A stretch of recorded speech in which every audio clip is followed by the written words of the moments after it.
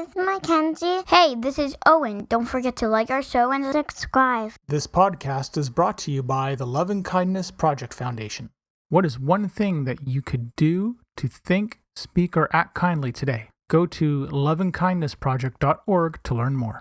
Before we begin this podcast, if you or someone you know is in crisis or needs emotional support, there are tools that can help. So get yourself a pen and paper or open a note-taking app on your phone or computer. Feel free to pause this episode while you get yourself ready. The episode starts at 1 minute and 6 seconds. You can call Talk Suicide Canada at 1-833-456-4566. You can text 45645, which is coming in the fall of 2023. In Canada, you can also call 988, the Kids Help Phone at 1-800-668-6868. The Trans Lifeline in Canada is 1-877-330-6366. And in the United States, 1-877-565-8860, or call 911. You are not alone, and you do not have to be alone. I would like to honor and recognize the traditional and unceded territories of the Katzie, Kwantlen, and Semiahmoo nations on whose territory I live, work, and play.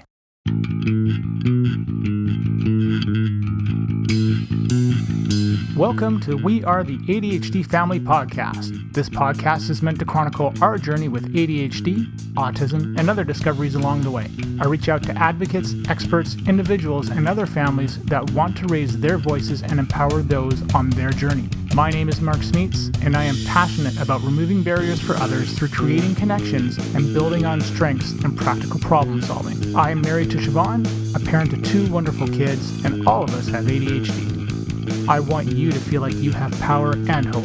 And now, into the episode. What does Anakin Skywalker and ADHD have in common according to Obi-Wan Kenobi? We're always on the move. Well, I hope you enjoyed that little Star Wars deep cut quote from Revenge of the Sith. So I'm recording this on September 15th, and last week was a very, very busy week for me. On September 6th, which was a Wednesday evening, I had a presentation with the City of Surrey, and that's Surrey here in Vancouver, not in the UK. And it was basically for proposing a pilot project of having sensory-friendly swim times in our pools. And I thought what I would do is actually use my presentation that I gave to the city and talk you through what I did and what were on the slides. And, maybe there's something that somebody can use here. But this is what I've proposed, and it's been pretty awesome. I basically have been preparing for this for, I think it started in May or June, probably June. So that's a couple months worth of, thinking about what to say, how to put it together. I knew in my head the concept was really simple, but trying to convey it on a slide and trying to reframe disabilities too, for that matter, and just get out of getting out of the whole of it's just about autism was hard, but now that I'm through that bridge, it's much easier. As always, I'm going to have 2 versions of the podcast, just the regular audio one, but also the video one. In the audio one, you're not going to be able to see what I'm presenting. But if you watch the video version of this, you will see the slideshow, and I will talk through it as I progress through the slides. The way I structured the slides was to give the slides a lot of information or specifying my asks. I was talking about the information on the slides, not so much the words on the slides themselves. I had separate speeches written for everything. So this is the one time where watching the video version of this is probably going to make way more sense than listening to the audio, but I'll do what I can. For this part 1, I'm going to go through the slide as a slideshow. This will make way more sense and be much easier to follow if you're looking at the video version of this podcast. When Owen was born, we didn't know anything about ADHD or autism. We just knew that our son loved the water. The bathtub and the pool were his happy place. We didn't know that the sensory and environmental challenges when we went to the pool would result in epic meltdowns as we tried to leave. And that's why I'm here. We understand what it's like to have people look at you and judge you when everything is falling apart. The music is loud, the lighting is bright, the noise from the crowds and water features can be deafening and scary. Lifeguards don't know how they can help. A pool manager doesn't realize that they can simply turn the music off and help alleviate some of the stress. This lack of awareness made my wife and I feel alone, isolated, and ultimately excluded. I am here this evening with 3 asks. Number 1, the creation of regular sensory-friendly swim times or a swim calming schedule. The options would be based on the current available resources that each pool has and doesn't require any special training. Number 2, updating city publications to include affirming language. We all know that the language we use is important to a person's self-identity. Words like accommodation, though, are outdated. Number 3, create a City Speaks survey for disabilities. To properly serve the whole disability community, like any good business, you need to know your customer. I commend the city for the work that it has done for physical disabilities, but it's time to expand our voice. Throughout this presentation, I hope I'll be able to answer 3 questions that may be on your mind. What is my fear? How hard is this to do? And who else does it? I want to thank all the groups and people that I have listed on this slide. Everyone's enthusiasm for this has been inspiring. The solutions in this presentation were gathered from the lived experience from my family and the neurodivergent community. As our city continues to grow, I know you all want to make Surrey the most accessible community that we have. I have letters from some of the supporters with me tonight, but I know that there have been others that have emailed letters of support to your office as well. I want to take a moment and reframe disabilities and neurodiversity. They are not single-item issues. For example, at least 95.8% of all kids who are autistic have a second co-occurring disability. At least 90+% of all people who are ADHD have a second co-occurring disability. So disabilities rarely travel alone. They bring friends, and not the good kind. What happens now is that ADHD and autism are lumped into just autism or just ADHD, but these are separate disabilities. This partly happens because other diagnoses are not funded or properly tracked, which means the numbers are underreported. For example, because autism is funded and tracked more closely, there has been a 167% increase since 2014 in diagnosed cases. The focus has to shift to include all neurodiversity. When you only mention one disability, this isolates. Terms like autism training or autism resource kit should really say supporting neurodiversity or sensory kit. Why are we making it just about one?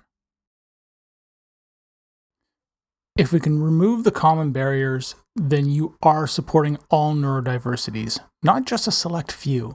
So turning off the sound system or adjusting the lights, it goes a long way for everyone. So let's talk about what's out there already. Most places just offer 1 day a month for something sensory friendly. They are at odd and inconvenient times, and that's not really accessible or inclusive. For example, the city of Coquitlam seems to have recently changed from 1 day per month to 2 days, but it's only for 1 hour and it's only at one pool. Coquitlam has 4 pools. While the timing may be inconvenient, the wording in the description of their guide is fantastic. I love it. Number 2, the Museum of Surrey has the first Sunday of each month closed for 2 hours, and I know it's closed down to the public. I do like the wording on the city's website that they have for the museum as well. But again, this is just 1 day per month. Disabilities are lifelong. This is about more than just a sensory-friendly room. Or, why should families have to travel an extra long distance just to access a pool or a facility that's not in their community? Inclusion isn't about training. It's about awareness and dialogue. You don't need autism training to support all disabilities. When you see a behavior, that is the end result of a series of triggers that have overwhelmed someone. Triggers can be sensory or environmental. Find a way to communicate in a non-threatening manner. Acknowledge the person's emotions. They may be able to tell you what they need. Knowing a simple calming routine that someone can follow is also very helpful. And pro tip, always have something special in your back pocket. For example, an Uno reverse card. This way, you can use the Uno reverse card to undo the bad thing that may have just happened. It'll help bring some levity to the situation. If this doesn't sound complicated, great. It's not. Training didn't teach me any of this. Experience did. Here is a very brief list of some of the barriers at the pool and how they may apply to somebody. Number 1, with crowds. If my wife and I think that a venue will have too many people in it and there's no easy access to a safe or quiet place for us to go, we're not even going to try. Number 2, asking staff to turn off the music elicits fear in a parent. We have to go to an authority figure and somehow justify a request to give our child a break. For us, it's yet another gatekeeper. And approximately 85% of the feedback that I received through my engagement stated that the amount of patrons in the pool is a barrier on its own. The reservation system was excellent and provided a limit to how many people could be in one location. In regards to the sobering stat on this slide, it's actually a stat from the US, but all these triggers contribute to the workload of staff. This means lifeguards and staff are more stressed as they have to perform more rescues that could have been avoided. Here's my plan and proposal. Pilot location would be at the Surrey Sports and Leisure Centre in Fleetwood.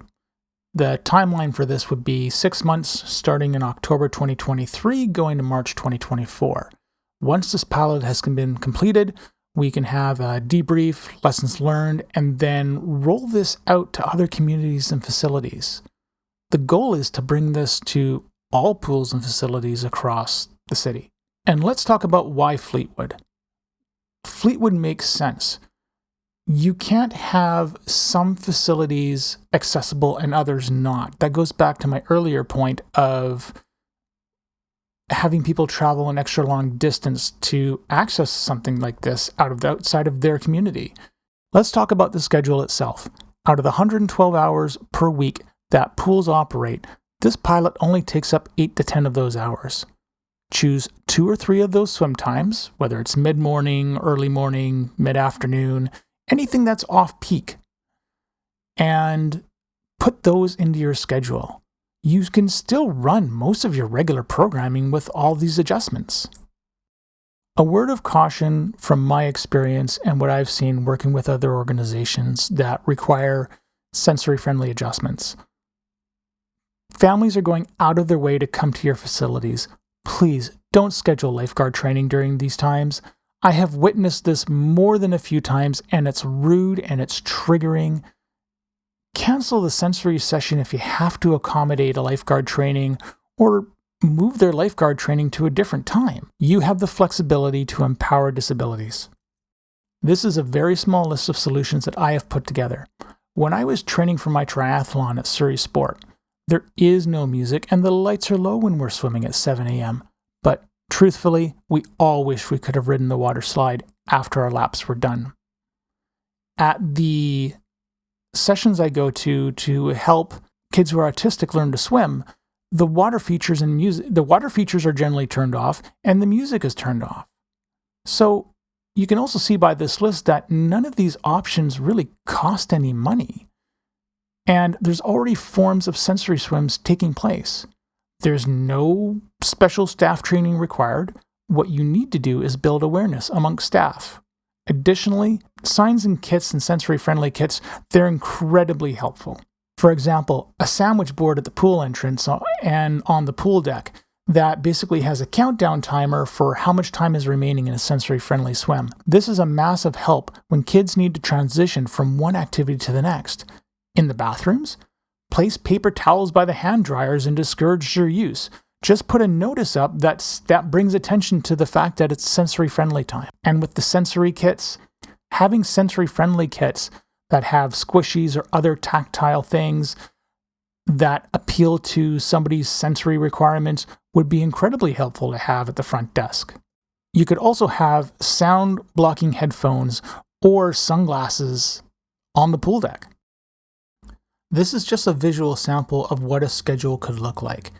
As you can tell, mid-morning, the lighting, the foyer is dimmed, the pool lights are dimmed, there's no music and the water features are turned off.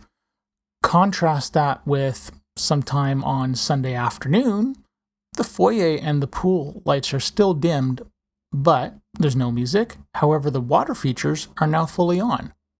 Signage and wording is important. In fact, it's a bit of a secret weapon. I wanted to recommend some signs and wording that would be extremely helpful to have. Phrases like "for all disabilities." This is important to have on sensory kits because we want everyone to know about it. It's not just for someone who's autistic. If you're ADHD, you can have sensory processing challenges as well. When we don't use this kind of inclusive phrasing, it contributes to the stigma. And it makes it seem like that it's only for one disability. So simply including the words "for all disabilities" really means that other groups have visibility. A sandwich board that has the sensory time that's remaining in a session. This could be a massively helpful tool. People can visually see what time is remaining in a session, and if you keep it in a central place by the lifeguard station or by the entrance when you come into the pool, everyone's going to know what time it is and how much time is left. It's very easy to adjust. It takes seconds for a staff member to do. In the example that you have on the slide in front of you, I had this translated into English, Hindi, Punjabi, Chinese, Korean, and French. This slide is intentionally left blank. Close your eyes for a moment and imagine that you arrive at the pool with your child for a sensory-friendly swim. When you enter, only some of the lights in the foyer are turned on. You can pick up a sensory kit from the desk because you just forgot your headphones at home. The path to the change room has the lights dimmed. When you get into the change room, you realize that there are no hand dryers running. In the pool, there is no music. The lighting is low, the water features are off, and the hot tub is run at half speed. You know how much time is left in the session because the sandwich board with the countdown timer is out. Now you can let your child know ahead of time when it's time to get ready to leave. Ask number 2 is to update city publications with affirming language and features. The language and terminology used in city documentation needs to be updated and written in plain language that is affirming and accessible. And there are 3 examples of this. The swim guide advertises adaptive swim lessons. Adaptive really should be replaced with accessible. Now, number 1. When applied in this manner, adaptive means that a person is less than a specific expectation. But number 2, the swim requirements to pass an accessible or regular lesson have the exact same criteria. So what exactly makes this adaptive? Number 2, a term like autism training or autism resource kit does not represent all disabilities. In fact, this isolates other disabilities and creates a barrier because many people think that a sensory kit may not be for them and they won't approach the desk and ask. And in facilities, isn't it time to rename family change room to just change room? And when will all the male and female rooms and family rooms just be combined together instead of isolating the different genders? Just make the rooms big enough so you can accommodate large groups. I am also requesting that the City Speaks team collaborate with advocacy groups that I've suggested to create the most comprehensive and inclusive survey to date. No one is afraid to talk about their experiences, but many don't want to talk about it because it doesn't bring about any change. Wording and representation matter. Thank you all for taking the time to listen to this presentation. I'm happy to take any questions. All I'm asking you is to make facilities more inclusive and reduce the common barriers on a regular schedule so we don't have to try so hard to have fun. Thank you for listening to our show.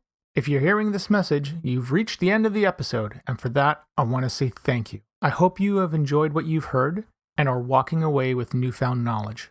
We are the ADHD family. See you soon for a new episode. I have 3 things to ask of you. Number 1, if you have any comments, questions, or guest ideas, please leave a comment on the Facebook page. Number 2, please leave us a review on Apple Podcasts or Spotify. It helps people find us. And number 3, if you want to be a guest on the show or know someone who would make a great guest, contact me through our Facebook. age. This podcast is open to everyone. You don't need to be an expert, just passionate and want to see change. The opinions expressed by the host and guest are not associated with any employer or organization unless otherwise stated.